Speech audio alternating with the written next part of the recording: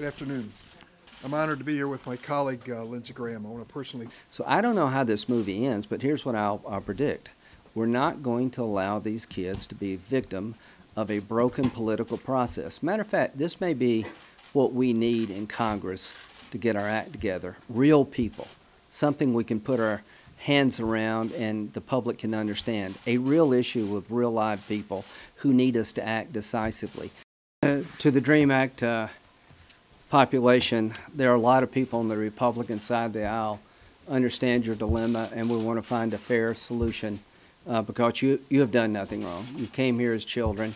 You've contributed to society. You have passed criminal background checks. You've demonstrated your ability to be beneficial to the country now and the future. The only thing that stands between you and certainty in your life is the Congress. That cannot be that reassuring. So here's the deal. The Congress is going to have to up its game. As to the President, I think he was right to terminate DACA. I believe from day one it was an unconstitutional overreach by President Obama. He had a dilemma on his hand. I understand why Dick wrote the letter. I've tried to do my part to find comprehensive immigration reform, not only for the DREAM Act kids, but also for their parents. But the main thing I've tried to do is make sure that 20 years from now we don't have 11 million more illegal immigrants. Fix it once and for all. Why should Dreamers today have any confidence that this time around you'll be able to get this done? So you got the Speaker of the House, who's a Republican. You got the Majority Leader of the Senate, who's a Republican, both expressing a desire to take care of the DREAM Act kids. Now, what the final bill looks like, I don't know, but I like our bill a lot. It got 68 votes in the United States Senate in bipartisan fashion. You also have the President of the United States, who did two things today.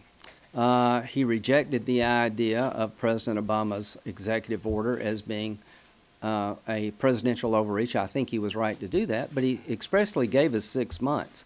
But the reason I think it will get done now is because the leadership of the Republican Party, including the President, realizes it's good for the country, economically and otherwise, to give these kids the certainty they need in their lives.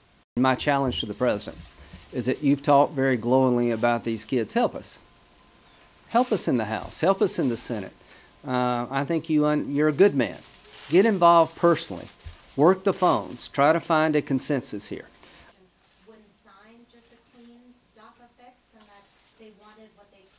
Calculation of 6 months is to March 5th, so we have plenty of time, right? Not by Senate standards, we don't. And those of you who have lived around here for any period of time know what I'm about to say. Who knows what next month's topic du jour is going to be?